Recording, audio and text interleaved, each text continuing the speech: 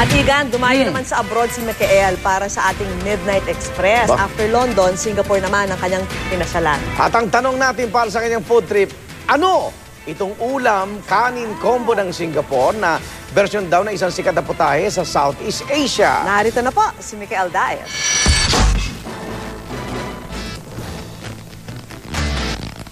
Tibog na nakabubusog hindi lang sa tiyan, kundi pati sa inyong kaalaman. Ano nga ba ang trip kainin hindi lang ng mga taga rito, kundi pati na rin ng mga turista? Umikot ako, nagtanong at tumikim. Welcome to the island of Pulau Ujong o mas kilala sa pangalang Singapore. Ito ang Midnight Express Singapore Edition. Andito tayo sa isang sikat na food center sa Singapore pero walang masisikat pa sa kakainin natin, ang Singapore Chicken Rice.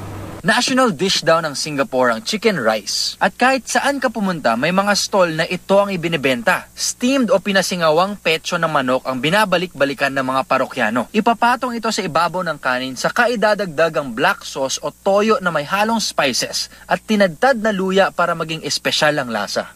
Simple lang, di ba? Ang pinakasikat na chicken rice ng Singapore, as promised, titikman ko ang chicken rice nila. Pagdating ko dito, sa food center na to, akala ko isang stall lang ng chicken rice ang makita ko, pero hindi, napakadami. All day.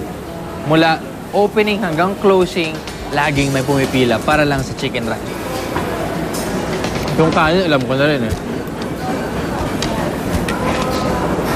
Yung mga Pilipino mahilig magkanin. To the point na minsan, basta masarap lang yung kanin, hindi na kailangan ng ulam.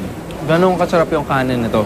Sa Singapore, mula 2 hanggang 4 na Singaporean dollars ang presyo nito. Katumbas ng 70 to 300 pesos. Pwede na. Iba-iba ang pambansang pagkain ng mga tao sa buong mundo. Nakaugat ang ating mga paborito depende sa ating pinagmulan, lasa, kahulugan at importansya nito sa ating buhay.